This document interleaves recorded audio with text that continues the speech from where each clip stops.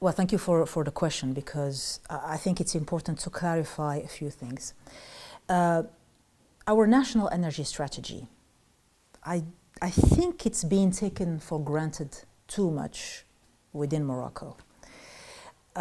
Whereas it's a very enlightened strategy that started in 2009. Why?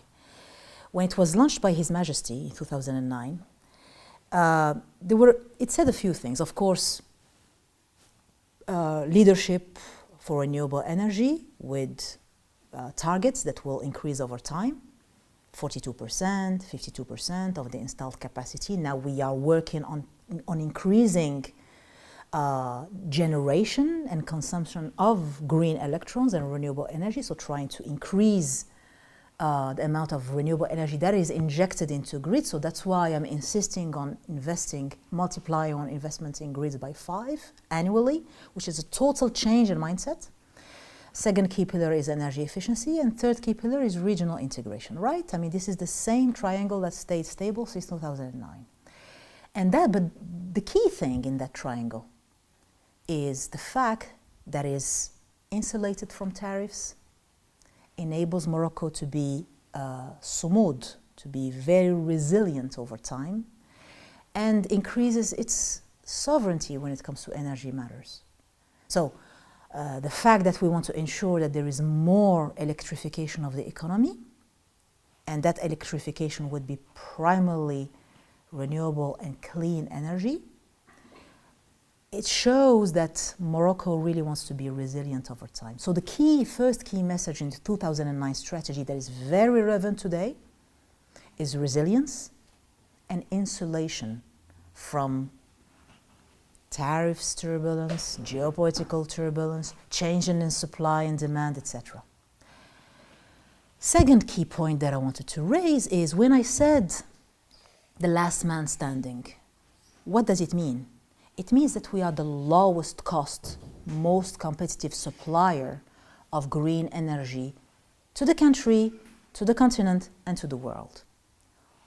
What does it mean? When you look at, if I take the example of the oil and gas sector, you always had what you call the marginal supplier.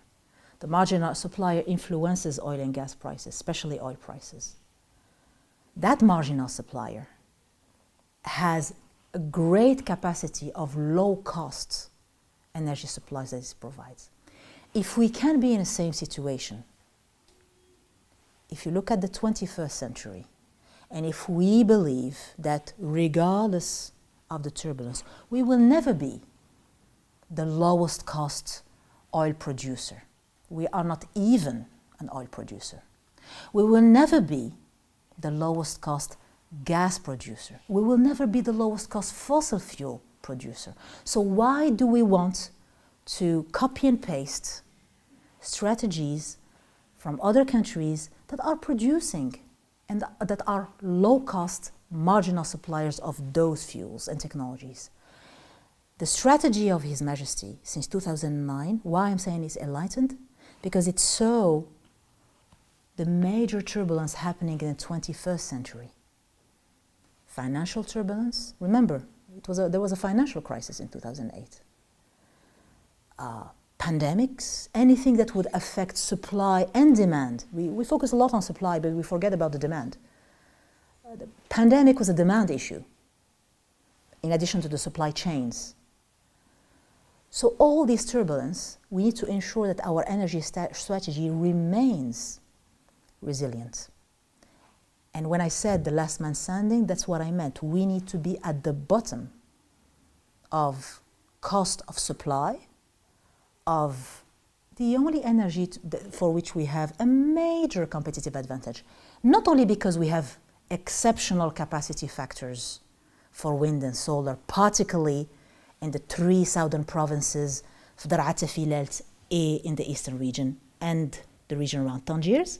Not only because of that, these are natural competitive advantages, but also because we have invested over time in infrastructure, and an infrastructure that is not only within the country and that we are pushing hard to develop between the 12 regions, but particularly the link-in the 5 regions with the major potential to the centers of demand, but also between Africa, Europe, and the Atlantic basin. So everything we do is making sure that we reach that goal of emerging as the lowest cost producer of clean energy. We need the scale, we have the population and technical abilities, and we have the governance in place to put that in place. So there's nothing that prevents us from doing it apart from ourselves. In April 2022, this was like 1 month or 2 months. It was actually 1 month after the Russia-Ukraine war. We were in Berlin. I was the first member of the government to visit Germany. I said at the time, and I still stick by it, that anyone who is able to produce green hydrogen at less than $2 a kilogram is welcome to invest in Morocco. That's what I said. And I continue to say the same thing. Why is that? Morocco has that, as you know, 30 years of experience in managing private finance, especially international private finance in the energy sector. La Samir, IPP programs in the power sector, etc. We have 15 years of experience in managing new technologies since the launching of the 2009 energy strategy by His Majesty. Today, we are in a situation where we really want to capitalize on those lessons. It would be a shame not to capitalize on this huge experience. So what I would want to really insist on today, and I keep on repeating it, is we will not use taxpayer money, not only because Morocco doesn't have the means to do that, but because today, in an inflationary world, it would be a shame to use taxpayer money to put subsidies into new technologies that are not, in many cases, proven or industrialized yet. So, all this to say that in the other major change that we don't really talk about is the role of China in the clean tech value chain. If you look at all the value chains of clean technologies in the energy space, electrolyzers, batteries, storage, electric mobility, industrial, etc., it's important to see that it has more than 80% of the market share in all those technologies, with a huge amount of research and development money that gets into it. I am not there to judge whether it's a good thing or a bad thing. It's a successful industrial policy, right? But I'm not going to make bets with Morocco's taxpayer money on technologies that have to be developed.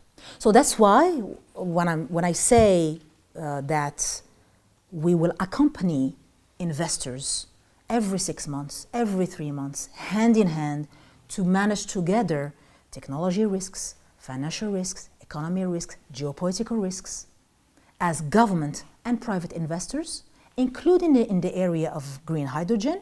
That is a very competitive area, but where we need to emerge again as the last man standing and the only corridor linking Africa, Europe, and the Atlantic basin, and the most competitive supplier.